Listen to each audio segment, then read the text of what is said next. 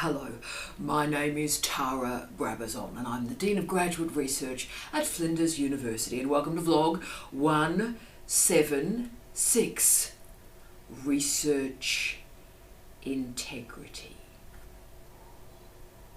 Now this vlog will be the start of a trilogy, but I think it might actually be a quartet. We'll talk about that in a second.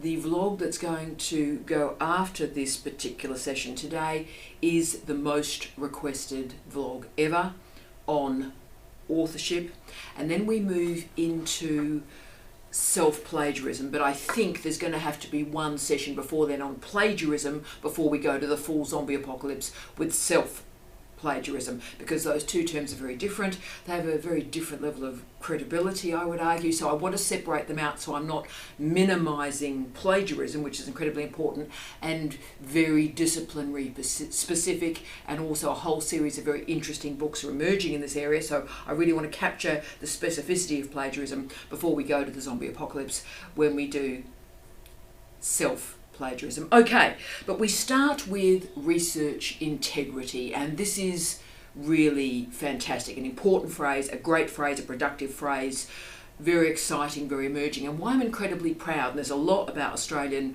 higher education that worries me. One bit that really I'm incredibly proud of is the new suite of policies that are emerging in this area on research integrity. And in July this year, that is July 2019, so when I'm about recording this vlog, a new suite of policies emerged. So I have waited for the policies to emerge and to be rolled out and to be tested and permeated a bit through our institutions before I do this series. So that explains why authorship as a vlog has taken so long to get here. I've been asked to do authorship as a vlog for 3 years. So finally in the next vlog you're going to get one on authorship. But before we get there on authorship, it is very important that we frame the discussion, and we need to frame it around research integrity. So this is a definitional vlog. We're going to look at the meaning of the term, but also its interpretation in Australia and beyond, and its impact on you. Yes, you as a researcher. Look, research integrity has a relationship with academic integrity. Most nations in the world place their research integrity policy under their academic integrity policy. In Australia, particularly through the 2010s, the two phrases, the two policy suites, the two procedures, the two ideas, the two tropes have increasingly been separated. So academic integrity, incredibly important, and that's over in this direction, and it is separating from research integrity. And so this is the moment where we really will start to talk about those differences. So academic integrity as a phrase has a much longer history in the archaeology of knowledge, if you will. It was formed in the 19th century, particularly had currency in the United States. And academic integrity was linked with the character of the individual. But through the late 19th century, as academics or scholars who work in a university started to conduct independent research, because remember, really academics through much of the history of universities taught, and so as original or independent research started to become part of what an academic did, and of course became more important to the university, so this research stuff at the end of the 19th century started to become part of the academic integrity matter. Cool. And in the United States, really to this day, there's still a lot of nesting between these two policies. And where the separation occurs is how academic integrity applies to academics, that is faculty in the North American model, as it is applied to students. So that's the big differentiation. So different modes and modalities of policies apply to the faculty, the academics, and apply to the students. Now, as always, we see higher degree students, grad students, are caught in this twilight zone between being faculty and being students. So you can see the problem. But academic integrity and research integrity, they are distinct. And higher degree students, that is you are researchers. You are. And so therefore your behaviours, your practices, your way of knowing is inserted in and assessed by research integrity policies. So you see why we're here. Research integrity is not only about personal responsibility, us as an individual researcher, but it's also inserting our behaviour and our practices into the normative parameters of our nation, but also international behaviours as well. So today we have a real purity of function. I'm going to put in a definition of research integrity for you, and it's a big one and it's expanding, but I'm also going to put some interpretations and flesh around those bones and explain why it is dead crucial to you. So research integrity is a suite of policies, procedures and literacies that ensure that research is conducted within appropriate ethical, institutional and international frameworks. So research integrity exists to maintain public confidence in research.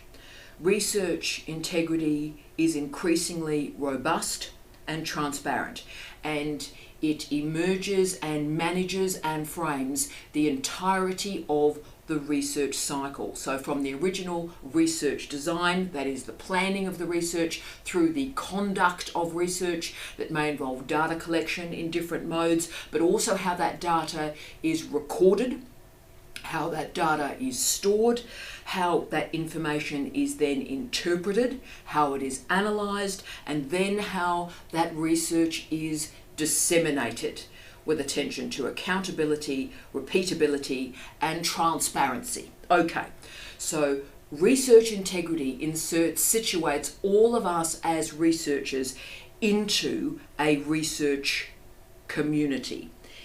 It's taking individual expectations, assumptions about research and providing a clear framework to insert our work institutionally, so within one institution, but also beyond that institution, so that the research can travel.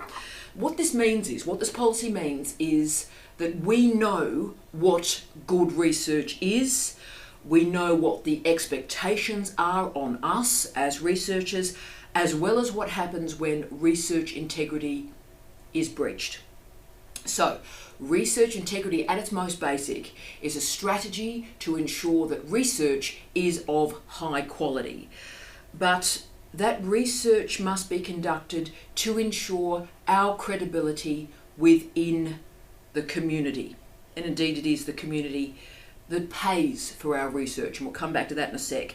So any research integrity breach is referred to as research misconduct.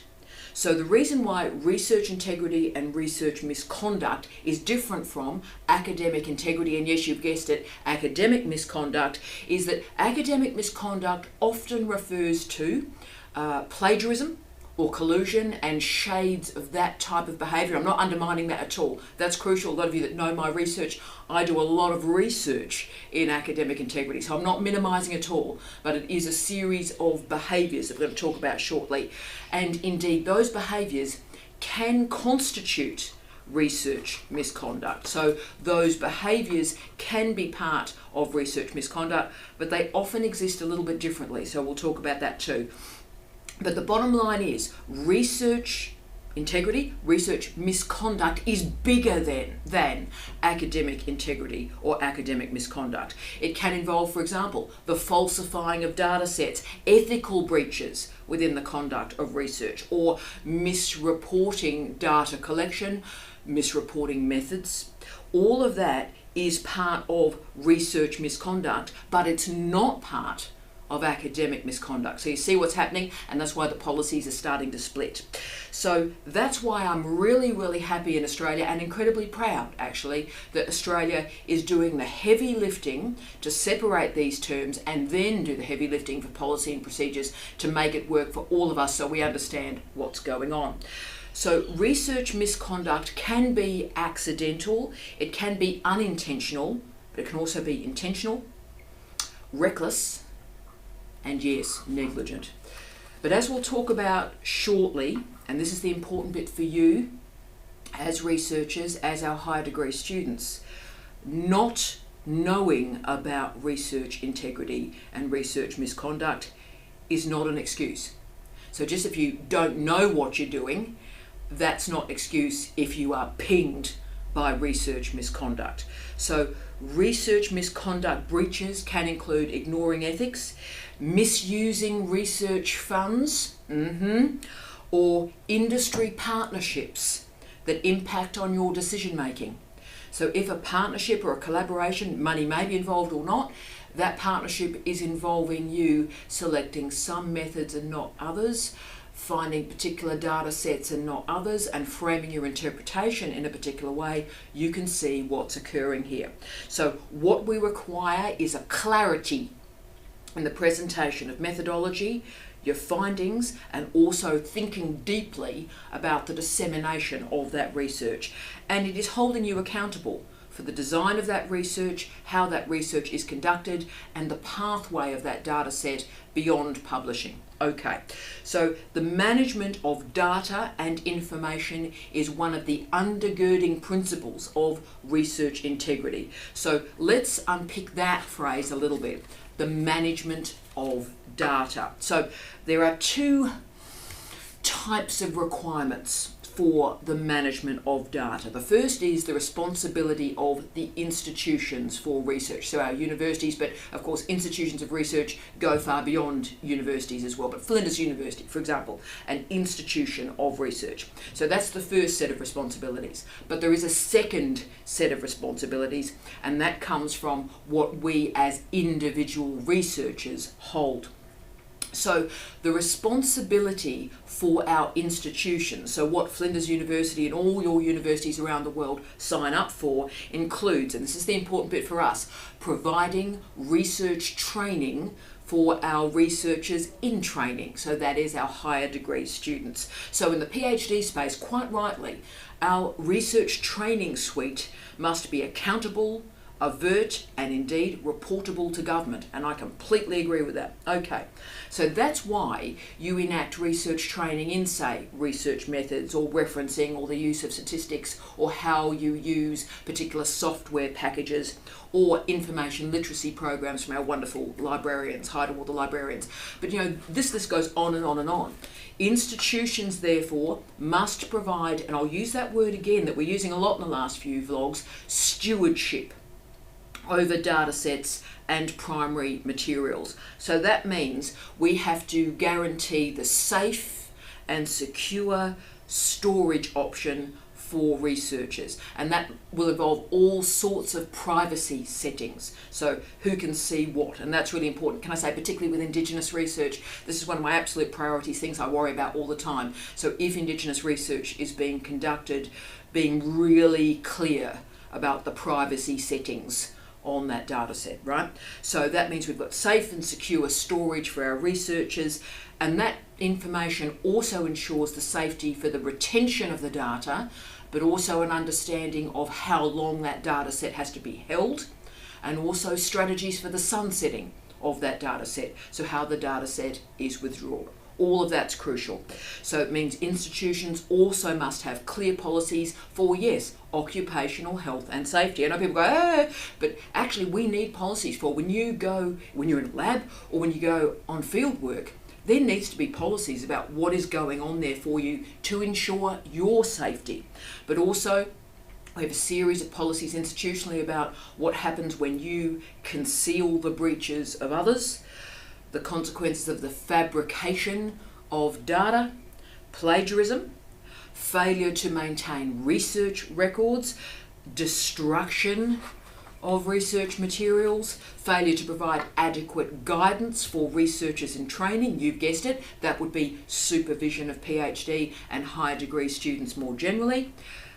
Here we go. Failure to acknowledge authorship,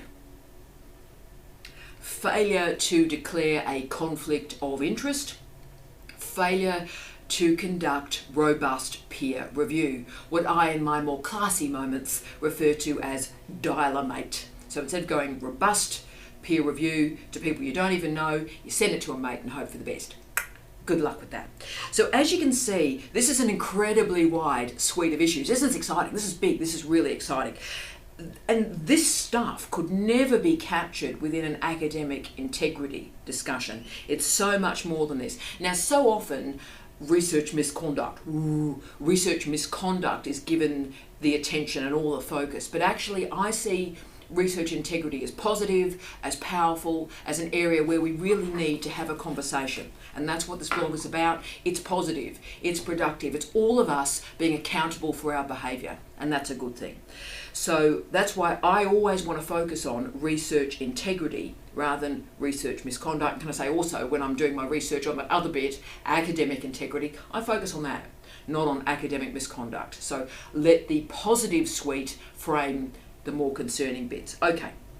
Now, research integrity contains many principles, including rigour and clarity in the reporting of your research.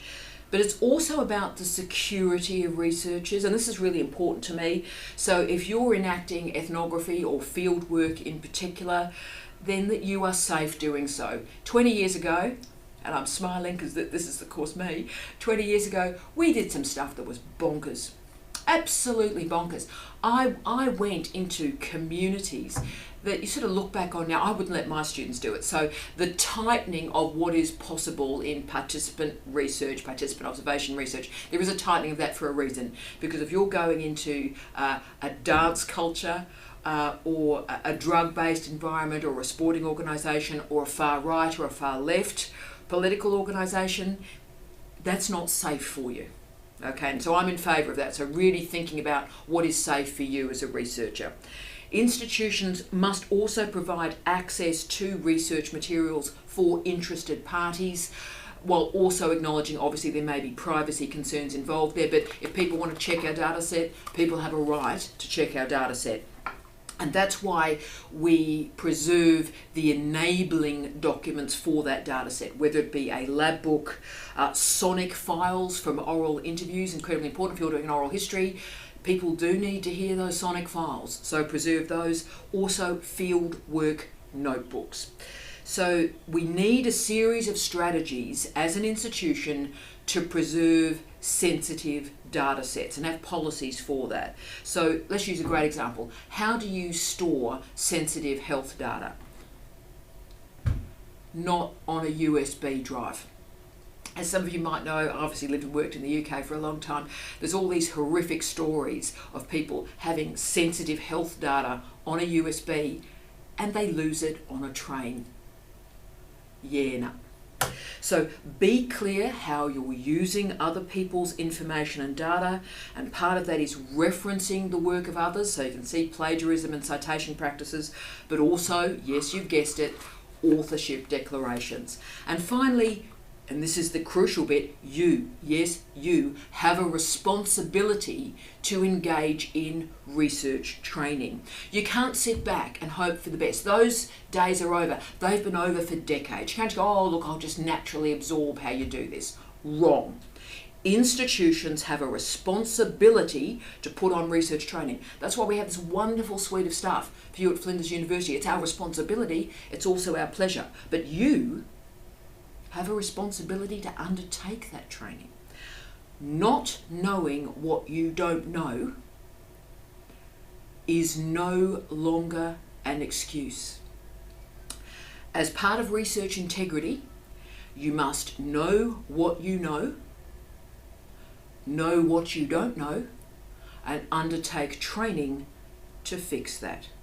Okay, so today's vlog is about knowing what you know and also raising, right, well, I don't really know a lot about that, and be able to put in training to solve those problems. So all of this matters, team, and it matters a lot. And let me tell you why it matters. You might go, oh, this is just bureaucracy, this is just governments doing. You know, it's not.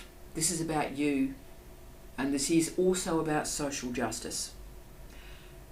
Because your research today, your research is funded by public money.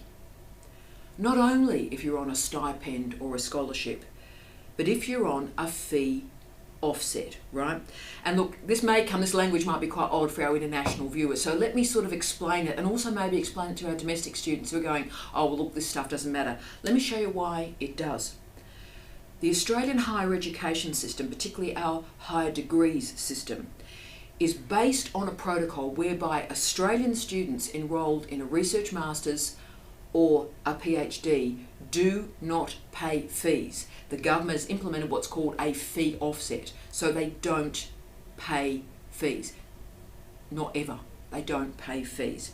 They receive a fee offset for their studies, and that means our Australian students don't pay fees for their PhDs or their research masters. Now, some students get a stipend or a scholarship, living expenses as well. So therefore, your research is funded by the Australian taxpayer. These are people who work incredibly hard to make a living, many of whom have never ever had the chance to go to a university themselves. And I think about this personally. I'm the first generation in my family to make it to university. And I always, whenever I think, oh, well, I have an hour off, or will I just sort of relax a bit, I always remember my father, Big Kev, who's still alive, bless him, 91, you rock, Big Kev. Big Kev's first job, he was a carpenter, did a carpentry apprenticeship. His first job was as a carpenter in the meatworks, the abattoir, in Broome, in the northwest of Western Australia. Tough job. Working in a meatworks focuses the mind. But to make more money, to sort of just try and create a life for himself and his wonderful wife and soon to be a family, he took a second job in the meatworks, salting the hides of the cattle that had been killed. So he always used to laugh when he used to say to me, he remembered his hands from using the saltpeter used to be pickled. So whenever people think about, oh, well, it's Australian taxpayers' money, none of that matters. You remember how incredible people have made a living in this country. And they're the taxes that we have the privilege to be using. So we have a responsibility. We do, as scholars, as researchers, as intellectuals, if you will, to ensure that we maintain the trust of the taxpayers that have worked so hard to provide the money that we have the privilege of spending. And that research must be repeatable, accountable, transparent, and usable by the men and women that are paying for it. So that's why I'm so committed and focused on open access. People may not want to read the research. That's absolutely fine, maybe of no interest. But if they want to, it needs to be available for them. We've been given the gift of receiving an education. We've been given the gift of being able to conduct research. Wow. And the great thing about research integrity is it reminds us of those gifts. And our responsibility is to respect the opportunities that have been made available to us. I wish you love, light, and peace. Tea out.